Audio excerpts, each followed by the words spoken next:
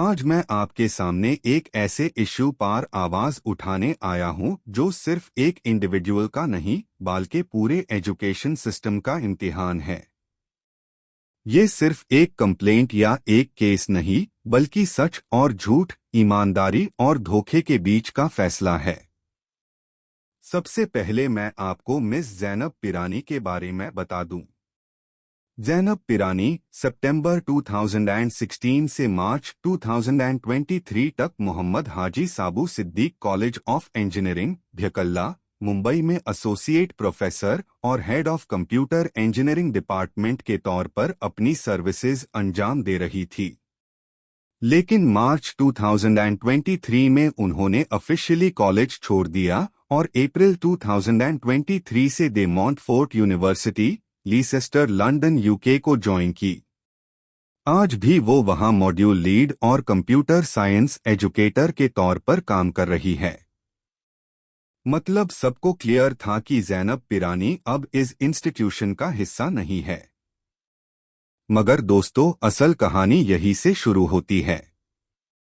22 मार्च से 24 मार्च 2024 के बीच जैब national board of accreditation (NBA) की कमेटी का विजिट हुआ। टैब कॉलेज के और अंजुमन इस्लाम के प्रेसिडेंट डॉक्टर ज़हिर काजी और चेयरमैन असलम खान ने ज़ैनब पिरानी को वापस बुलाकर national board of accreditation committee के सामने प्रेजेंट किया, इस तरह जैसे वो अभी भी रेगुलर फैकल्टी हो। सोचिए, एक ऐसे इंसान को जो ऑफिशियली छोड़ चुकी थी, जो एक दूसरे मुल्क की यूनिवर्सिटी में एजुकेटर के तौर पर काम कर रही थी, उसको national board of accreditation (NBA) के सामने रेगुलर फैकल्टी के रूप में दिखाया गया।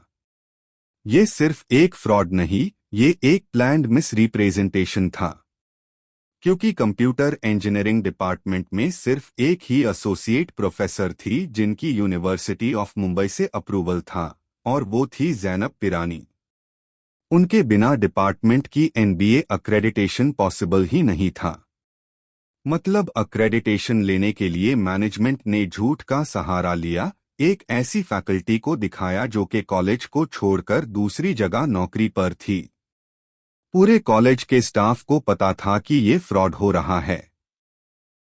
सबने देखा, सबने समझा, मगर आवाज उठाने की हिम्मत किस में थी? सिर्फ दो स्टाफ मेंबर्स ने सच बोलने की कोशिश की और उन्हें निकाल दिया गया। आज की तारीख में 35 से ज्यादा स्टाफ मेंबर्स के केसेस हाई कोर्ट में अंजुमन इस्लाम के खिलाफ चल रहे हैं। क्या ये इस बात का सबूत नहीं कि अंदर कुछ बहुत गलत है? दोस्तों, ये पहला वाकया नहीं है।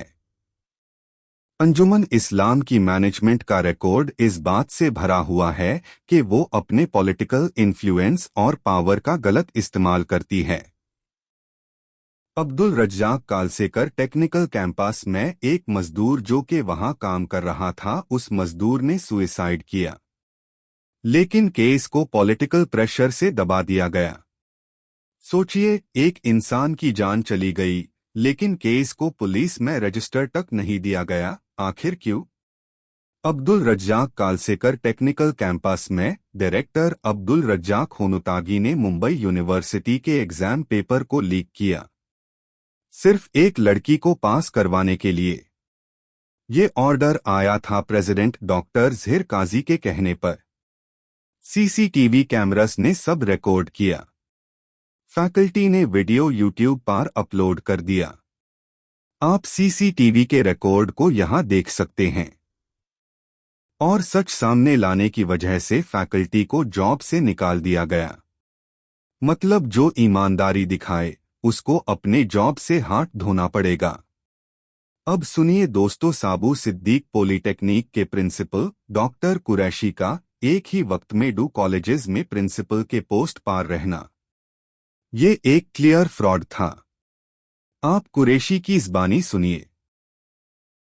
मुख्तार अहमद नदवी टेक्निकल कैंपस के प्रिंसिपल A.K. कुरैशी सर, जो करियर गाइडेंस काउंसलर के हैसियत से भी अपनी इंट्रोडक्शन। मैं इंजीनियरिंग एजुकेशन में 25 साल से हूँ। मैंने ग्रेजुएशन किया, उसके बाद M.Tech किया, फिर PhD किया इंजीनियरिंग में अलीगढ़ यूनिवर्सिटी से।